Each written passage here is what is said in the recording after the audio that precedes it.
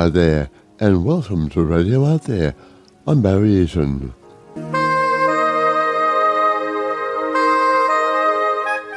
And the question this week is, do you believe in angels? Whether you do or whether you don't, we might have some things that will really open your mind and your heart as I talk to Christi Clemons Hoffman about her book, Real Life Angel Encounters.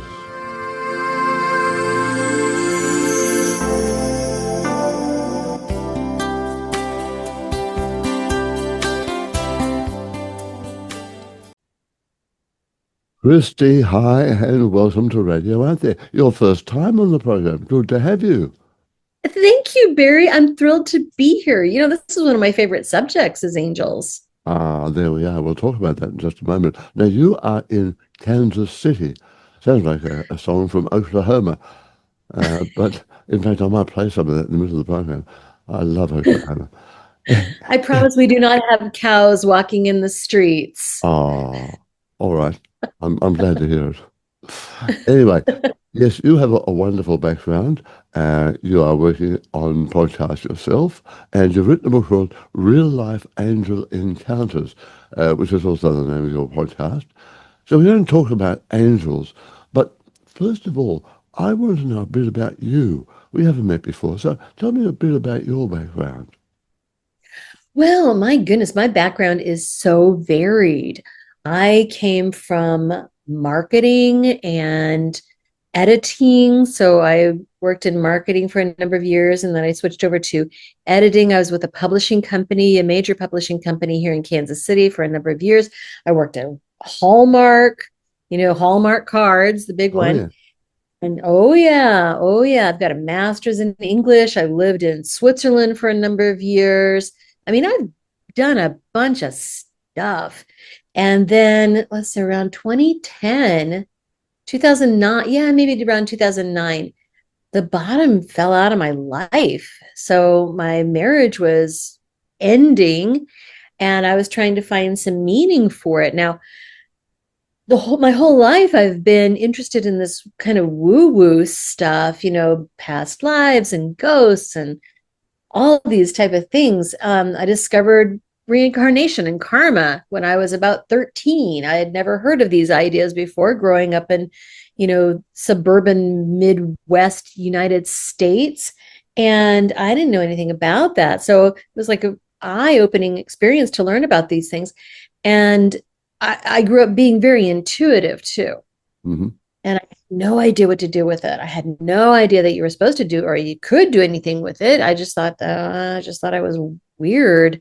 And then anyway, when the bottom dropped out of my life, I just thought, I need to figure this out. I need to have some meaning. I need to find out about the karma I have with my spouse. I need to find out about what other lifetimes we've had. So I started Googling, as you do. And then, of course, I came up with Dolores Cannon because all roads lead to Dolores Cannon.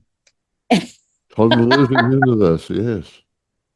Oh my gosh. I mean, she wrote about it all. She discovered it all. She was just so curious and just took in all kinds of information from all over the place. So I found out about Dolores Cannon and QHHT, quantum healing hypnosis technique. And I thought, that's what I need to do. I need to have a session. So I tried to have a session with Dolores, called the office, and they said, oh, well, she's booked up for 4 years. It's like, she was Dolores Cannon, right? She was 4 years. But I found someone here in Kansas City who had studied with her because she had just started to teach people how to use her method. I found someone here in Kansas City. I went to him, and I'm a terrible subject. I'm such a control enthusiast, and I was not a very good subject at all. And this practitioner said, well, that doesn't often happen. But if it does ever happen, I have someone I can refer you to who does readings. And I had one reading before in Geneva when I lived there. But I went to this woman here in the area who did a fantastic reading about my ex, our karma, past lives we had together, lessons. It was so helpful. I sent my friends to her. They had great experiences, and she started teaching classes like right away. And I took all of the classes that she was teaching, and I learned how to actually use my gifts Mm, and how mm. to direct these gifts. You know how this is, you have to kind of know what to do with it. So I learned how to do all of that, and I started seeing clients, and I was still working in the corporate job. But along the way, I learned Reiki as well. And then when my corporate job laid me off, there was like 1,500 people laid off at once with Hallmark. And I was laid off, and I thought, you know what? I really don't want to do a corporate job again. I want to just strike out on my own and do this Yep. metaphysical stuff full time. Do And what you do what you came here in the first place to do. yeah, right, exactly. It just took, Yep. it took 40 plus years to figure that out. Yeah, I think there's a lot of us, actually, who've done that sort of thing in life. I did the same thing with acting and radio and TV and whatever, until my proper path opened up for me. But you wouldn't be where you are today unless you did all that homework beforehand, all of that development. So there we are. Now, you talked about uh, growing up with intuition. Sure, everybody has intuition. So why You? did you say that you make it sound just a bit different? I think the problem is we all have it. We just don't know what to do with it. Well, and certainly the people around me didn't really believe in it, didn't know this. I mean, we're talking about the 70s Yeah, here. And there was consciousness happening, but it wasn't, as common as it is now. So yeah. now I think are on board with everyone's got intuition. And so, yeah, you're right. I just didn't know what to do with it. But you found it now. And you come up with a podcast, Real Life Angel Encounters, and Yeah. the book is the same name. Now, we'll talk about all the encounters a bit later on, but let's talk about angels, because I think more and more people are finding angelic help, whether they know it or not. So, with you, why angels? Why not something else?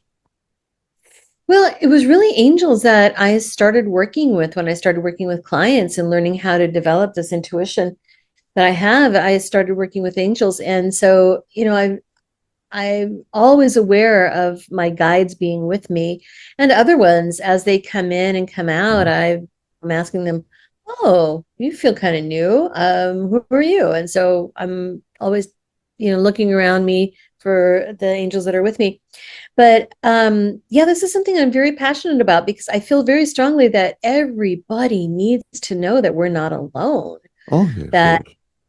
right, Mm. because we've got help with us all the time, and that's very, very important for me Yeah. to that message. Good. So, how did you first contact, or how did an angel first contact you so that you knew it was an angel and not your guide or not your intuition? Right. So my daughter was just a baby. This was 2006, Mm. maybe early 2007. And so I would rock her to sleep at night and I'd be putting her to bed. And I felt this group of three angels with me. And they were colors. They just showed up as colorful lights, three of them. They were like pink, yellow, and blue, and which is interesting, the color of the threefold flame. But Mm. they were showing up around me and just gave me so much comfort and so much peace. And I started calling them just the color guides because I didn't know what else to call them. I found out later that I could call them the angels of peace, and so they work with me all the time. And then I've got the rest of my team as well. But that's really the first time. Well, no, you know what? I have to back up there because when I was living in Geneva, I had a reading and I was introduced to my joy guide, Lucy.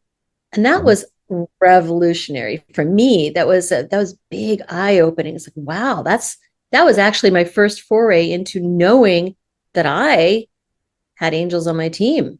Mm. Well, we all do that, don't we? That's the main thing. Yeah, People but just I don't didn't know it. know. I didn't know. I was a silly little girl in my 20s. I was just a baby. Yeah. Had no idea. Well, we're talking about guardian angels, and well, we all have them, and they come and go and whatever, they're around.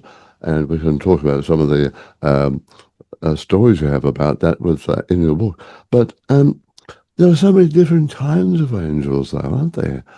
I mean, I when I started contacting angels, I was told there were angels to help me on my daily business or whatever, and right through into parking angels. And oh, fantastic. So I learned about that very early in the piece. So I now create parking spots.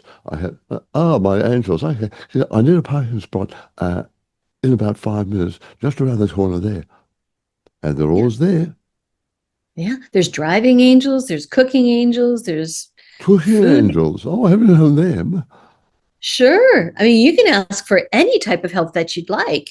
It's like, I need to Mm. cook something for dinner tonight, and I don't have a lot of time. What can I make? Please guide me in that. What do I need to eat for my body? What's going to be good for my body to eat today? And we can ask for help. We can ask, I don't know if you remember the old commercial saying that operators are standing by, but they really are standing by. And then the other commercial for Apple phones was there's an app for that. So Oh, there's an right. angel for that. There really is. There's an unending stream of help. We just have to reach out and ask for help. We can ask for help for anything. Yeah, well, I think there's so much digital stuff going on these days. People stare into phones for so long. We don't want an app saying, "Oh, hang on, I'll contact my angel." Where's the app? I mean, God help us if that gets to that stage. Oh, I'm asking for help all the time. It's like, Oh, I give am too, what, but not through an app. That's for sure. right?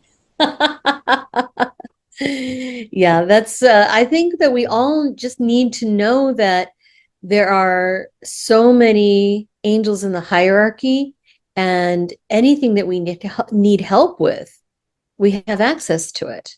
Hmm. Um, Even in the hierarchy, there are angels for municipalities, for cities, for counties, for governments, for countries. There's angels for helping people get along. There's angel. Oh my gosh, there's Hmm. for everything that we can That's for sure. imagine. So, how do you see the hierarchy of angels in the spiritual setup, shall we say? Because we are uh, souls attached to a human body for human experience, and when we leave this lifetime, we go back into the afterlife. I've done quite a bit of work on that.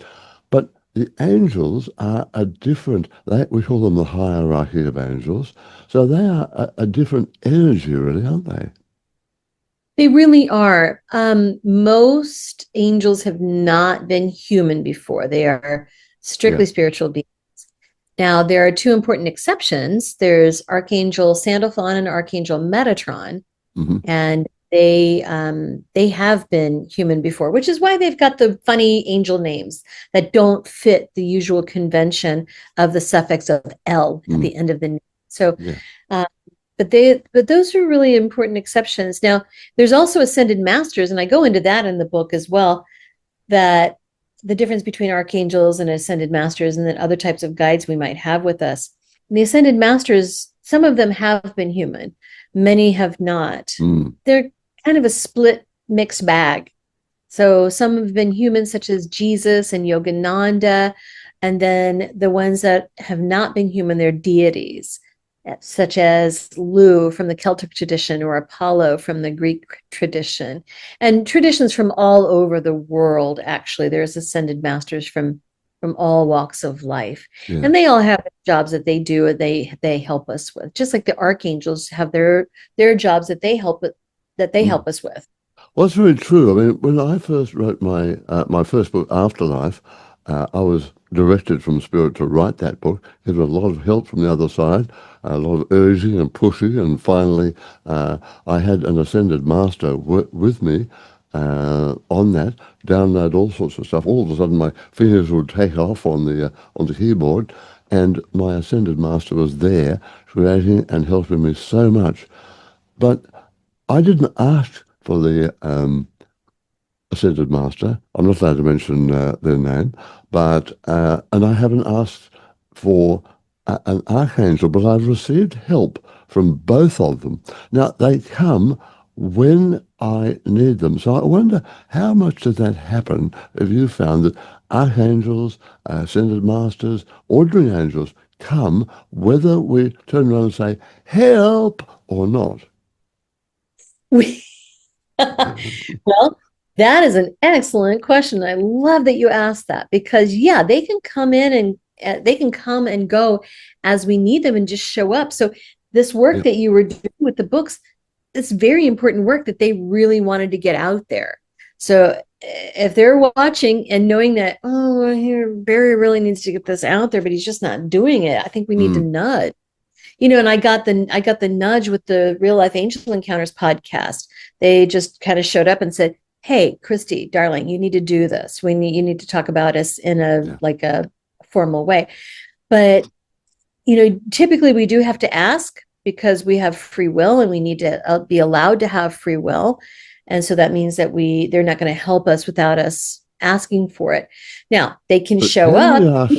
can we ask subconsciously, can we do it through our soul when we leave the body at night and go off and meet with our guides, our families, our loved ones, and also those wonderful spirits that are there to help us? Can we do it then without consciously saying, I want your help? Have you found that?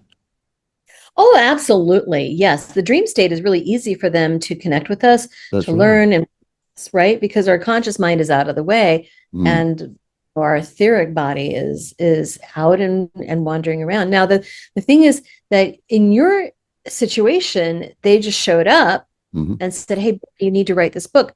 You could have ignored that. You didn't have to do it.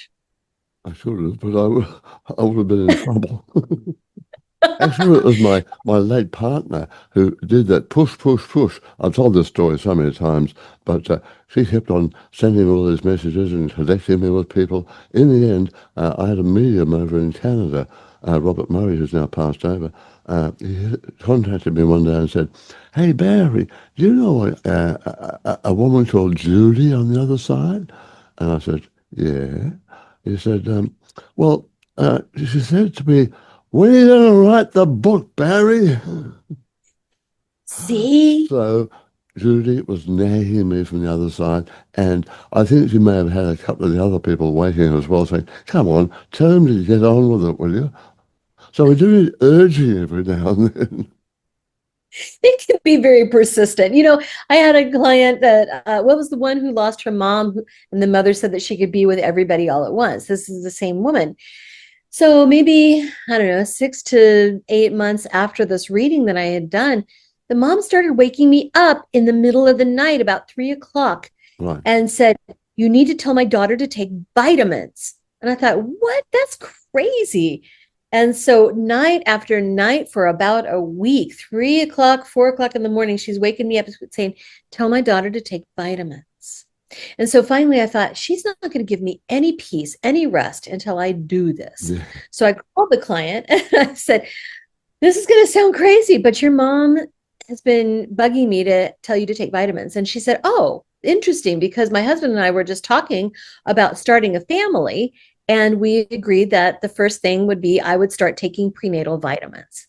And I said, "Well, thank goodness. Now she can let me sleep."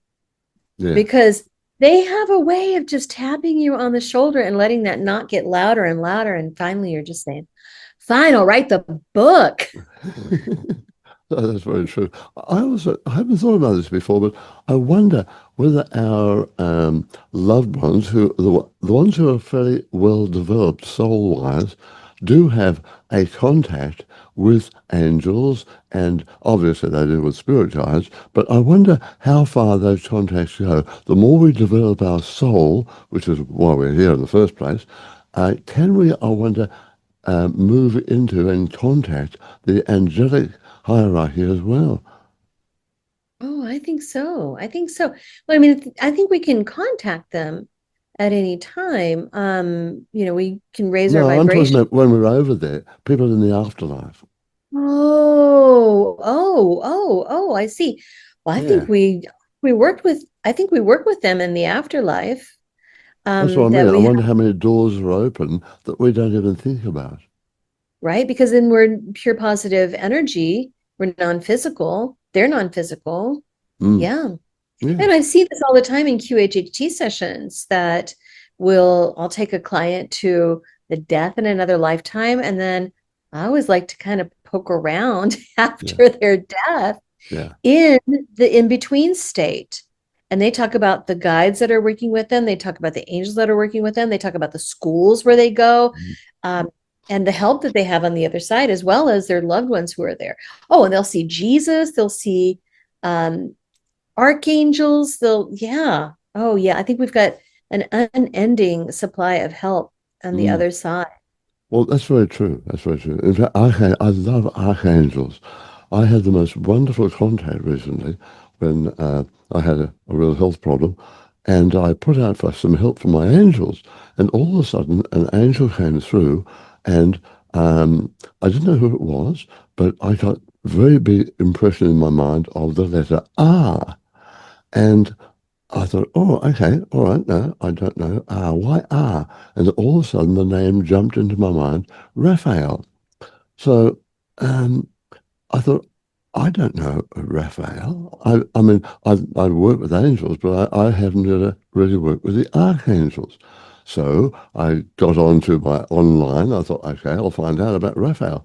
And of course, Raphael is the archangel of healing. So that was a wonderful comment. Blew me away. I'll tell you what. And I wonder how often people do that, but they might be blown away, but do they believe it? That's just it. I mean, it's kind of like gravity. We don't have to believe in gravity for it to affect us. Yeah, We don't necessarily have to believe in angels for them to help us because they're right. around us no matter what, whether we believe in them or not. But if we want to hear from them, if we want to work with them, then yeah, some belief is required. But also, I would add, Barry, belief that we can receive that help, Yeah. that we don't have to be Moses, we don't have to be Joan of Arc to I receive don't want to be contact. Joan of Arc. No, no, no. They No, did nasty things to her. no, they were not nice to her at all. But we don't have to, but just like believing that we don't have to be anything Yeah, special to receive this assistance and had to have angels with us. yeah. That's the whole point of real life angel encounters, the podcast and the book, Mm, is that these are real people who have extraordinary things that happen to them that's right. and real people telling real stories. And let's do a couple now because the thing that jumps out at me when I was reading your book, and of course, has happened to so many of us, angels arrive in our life when we need them, not always when we ask for them. So they are there, they know. I mean, what about that one that turned up in your book wearing overalls? I love that story. Such a great Do story. you mind sharing that with us? Yes, absolutely. So this woman, Colleen, had shared her story with me that she was on vacation with her family. And while on vacation, she was in pursuit of a pair of overalls. And Barry, this is so funny. I almost wore my bib overalls for this interview tonight. I thought, no, I need to maybe be a little bit more, like or less grungy. So but she was on a mission to find these bib overalls, like farmers wear, and she was striking out on it. Anyway, they were coming back from vacation, and the husband likes to leave at dark 30 in the middle of the night to make good time when driving. So it's like 4 o'clock in the morning, and they stop for gas in a remote place. They're at the gas station, and she feels that she's starting to have kind of an indelicate situation. She was having her period and she knew that she needed to give herself some attention. So she goes into the bathroom at this gas station, this convenience store, and there's an Mm, alarming amount of blood and it's all over the floor, it's everywhere, and she's like, oh my gosh, I'm having some sort of medical crisis. And she hears a voice in the ladies room saying, are you okay in there? Now when she went in, she didn't see anybody in the restroom and she didn't hear anybody come in either. But she hears this voice, are you okay? She says, I think I'm having a miscarriage. I'm not really sure what's going on, but I'll clean all of this up. Don't worry. I'm going to run out to my car, grab some supplies and clothes. I'll come back and I'll clean all of this up. And this woman said, don't worry about it. I'll clean it up for you. And she said, no, no, because she knew that you don't touch other people's blood. No. And she said, oh, no, no, no, no, no. That I'll clean it up. And this woman said, I used to work in a girls' dormitory. There's nothing I haven't seen. Trust me, it's fine. I'll take care of it. And she thought, okay, I just need to go to my car and come right back. And then she opened the stall door and saw this woman there. This woman was wearing bib overalls, just like she was looking for. She was tall, beautiful, and Colleen said she had a golden glow about her skin. Her long platinum blonde hair was braided and put up on her head, like in kind of wrapped around her head. Striking looking woman. So she runs out to her car, grabs what she needed, came back to the restroom, and it was spotless. She looked in the trash can. There were no towels, no blood, anything. And the woman was gone. So she got herself sorted out, came out. She asked the convenience store manager, so where's that woman that was in the bathroom? And he says, what woman? She said, there was somebody who was just in there. She asked her husband, did you see this woman come out? And he said, no, there's nobody else. So she thought perhaps this was some sort of angel that helps women who are going through these kind of difficult times. Mm. And oh my gosh, this story just still gives me goosebumps whenever I think about it. Yeah, no, that one really jumped out at me as well. And you want to share a couple more stories because there are so many of them. I would like to sort of try and pick some out, but ones that really impressed you about angelic contact, and not only the contact, but also the way it has affected people. Oh, how it has affected people. How have these stories not? Yeah, Um, well, they oh must. God, trying to decide, right? How to decide which ones to tell. So there is the story of David Ditchfield, who had a near-death experience, and I know that you write about the afterlife. So this is probably interesting for you You read too. my mind. I was going to talk about NDEs there, so well done. That's what I do. So David Ditchfield is lovely. He had a near-death experience after being drugged under a train in England. Oh, that was a And terrible story, wasn't it? Poor guy. well, and it made international news, Yeah. and the UK completely overhauled their safety systems on their transit. I mean, it was a big story. Mm. And during his near-death experience, well, his left arm was nearly severed. Had so many injuries, but during his near-death experience, that he was on a slab with surrounded by a trio of angels that were healing his body. And one of them had a black t-shirt and jeans, and he thought, was this an angel wearing a black A black t-shirt? How t-shirt, yeah. you would think of robes and wings and halos, but no, here's this dude in a black t-shirt. And he thought that was kind of unusual. There was one that was dressed, it was a woman dressed as a Native American, and another woman who was kind of just having this flowing robe on. But after his near-death experience, he was forever changed. He came out of it feeling compelled to paint it and just driven that he had to paint it. And he started painting this huge canvas of Mm. these He wasn't angels. a painter, though, was he? No, not even. Oh, and these paintings are beautiful. Oh my God. And he didn't stop with one. Mm. And he was compelled to recreate the music that he heard on the other side. I don't know if you've ever heard of Eben Alexander, Oh, yeah. but I've seen oh him yeah. talk, actually, yeah. Oh, he He was on was my in podcast. Australia for a while. I went to one of his lectures, yeah. Oh, fascinating. Yeah, I'd heard about him when he talked at my church. And after his near death experience, he felt compelled to let everybody know what the music is like on the other side because it's Mm. ethereal and healing. So anyway, David, he wanted to create this music, and he wrote a symphony. He never wrote a symphony. He was not musical. I mean, he knew three chords on the guitar. That's about it. But he Mm. wrote an entire symphony. And then a symphony orchestra performed it. And then he wrote another, and then he's still writing music. I mean, he was profoundly changed. And the people who look at his paintings, the people who listen to the symphony, they are profoundly changed as well, just by his story. Yeah. Amazing story. I've featured some of his paintings in an art exhibit in Warrensburg, Missouri, which is like an hour and a half from where I live.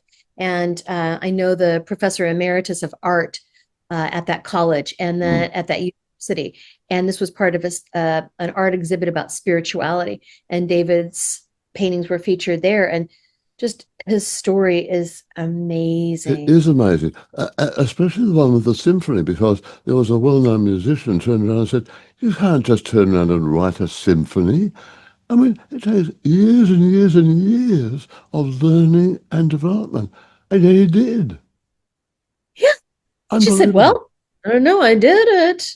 Yeah, But he was, it was one of these things, Barry, where he was more or less channeling the music because he heard the music and all he had to do was transpose it. All he had to do was figure it out on a keyboard. And then he was able to write the symphony. yeah, but Amazing. that's on the keyboard. What about all the other orchestral pieces that were in the symphony? I mean, good heavens, that blew me away. That story, absolutely. Mind boggling. Yes. And it just everything, when you read his story in the book, when you hear him talk about it just seems like effortless. Like, well, so I did this, and then this showed like he was given a studio to paint in. Yeah, He was given a keyboard and a computer to start composing. I mean, just things just fell into place. absolutely. So you have to Amazing. believe or understand or accept even the fact that these people are here for a reason. This is not a coincidence. It's not a one-off. They are here to help people. They are here to inspire. And, well, they appear in your book, so the word spreads, doesn't it? Yeah, it does. That it does. And I really feel like all of this is coming together at this time because I feel like we need it right now. Yeah, yeah. Right. The idea that the nudge from my team to start the podcast when Mm, I didn't want to start another podcast. I already had a podcast for crying out loud. I'm a single mom. I mean, it's like I didn't have time to start another podcast, but we talked about them being very insistent. They were very insistent. yeah, And so yeah. finally I said, okay, fine, I'll start it. And then the nudge to write the book. And I just feel like this subject and this idea of people do have experiences that are extraordinary because we have beings who are with us who are extraordinary and they Mm. want to help us. I feel like this is such an important message right now. I really am Oh, very passionate. true, very true. Well, I was told that when I started to write my book on the afterlife, which I started in 2009, eventually, I was told that don't get carried away. You are not the only one. There are people being inspired all over the world. We want to inspire people also to take the fear out of death. And that Yeah. is that. So that's only one area, the fear of death. But what about all the other angelic messages and other help that this world needs right now? I think it's part of a concerted drive from the world of spirit, from the divine, from source, whatever labels you want to put out there. I agree. I agree because I mean, there's no coincidence. We've got YouTube, we've got social media, I mean, the internet is out there. So, I mean, That's right. we're hearing about more of these stories, but not only are we hearing about more of these stories, but people are catching fire with it, Yeah. right? We're hearing these stories and we're inspired. We're given hope. We know that there's more out there, and it just lifts us all up. Yeah, yeah. Well, that's right. The world needs lifting right now. And if we just allow it to slide more and more and more, well, where does civilization go? So I think we all have to open our minds and, more importantly, open our heart to be able to accept a lot more of this and trust that not everything is for the material benefits. We are too materialistic. So once we can move into the angelic realm and move in the spiritual realm, then there's hope for us all. I think so too. And we can be happy, we can be whole, we can be connected. Mm, So yeah, we need this message more than ever. And that's why I put this book out there yeah, that yes, the podcast has a reach, but the book has even more reach. yeah, And I think that's we right. all and bear in mind that the stories in the book are what I feel are the best of the best, the most helpful for a wide variety of people. So that's why I chose the stories that Mm, did to put in the book, because I think that they really have a nice reach and a nice message to them. Fantastic. So he's going to have to read the book to find out. All right. Well, time is just about against us. So, have you got a couple of nice stories of angelic contact to leave people feeling inspired and to also make them question if they are at all skeptical about angels? I don't think most of my listeners are. I think they're very, very open-minded, and my viewers as well.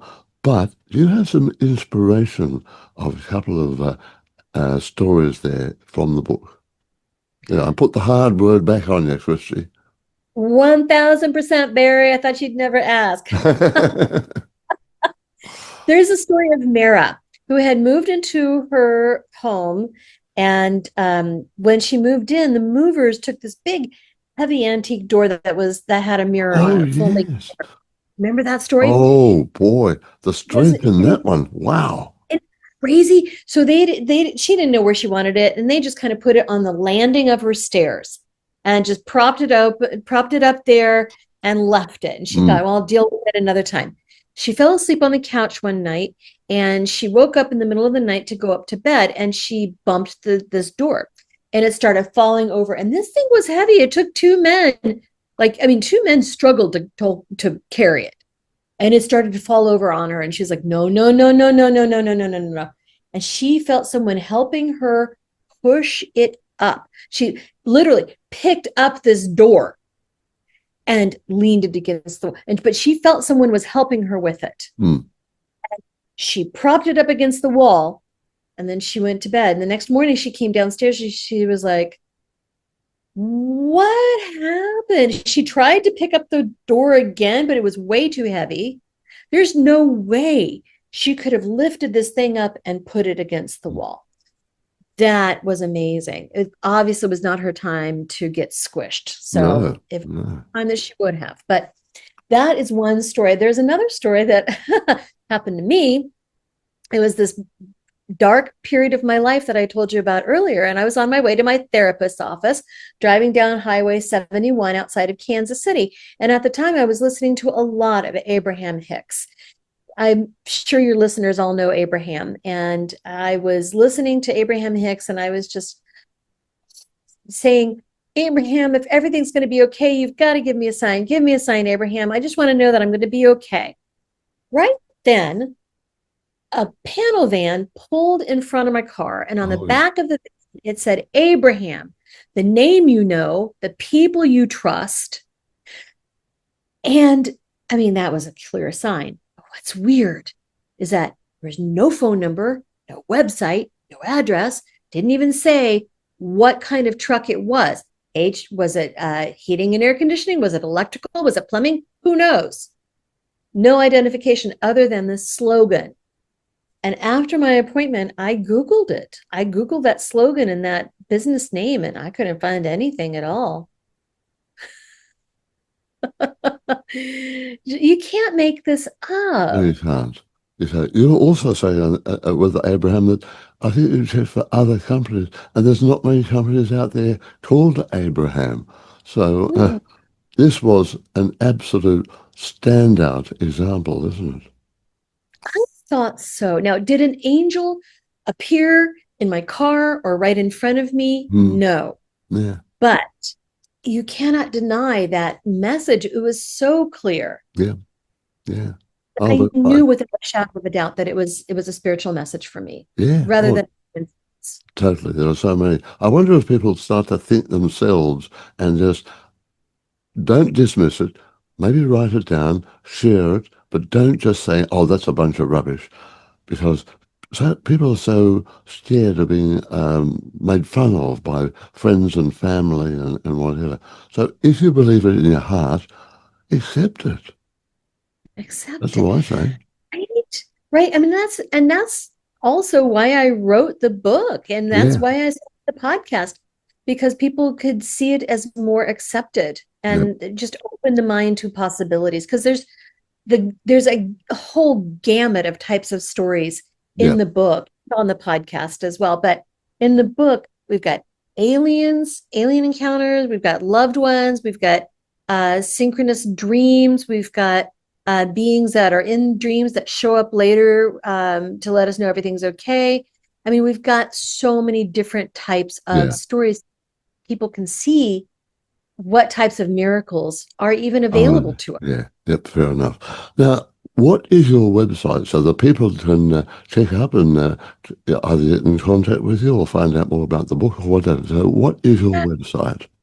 So my website is radiatewellnesscommunity.com because that is the healing community that I created after I got laid off from Hallmark. So radiatewellnesscommunity.com is the website. There's, you can contact me, you can learn more about me and the other practitioners that are in the practice, all the things that we do. And then there are, back episodes, podcasts. Both podcasts are on as well. Fantastic. Christi, wonderful to talk to you. Thank you so much for sharing. And it's a great book, and I hope more and more people read it. All the very best. Thank you, Barry. Thank you so much.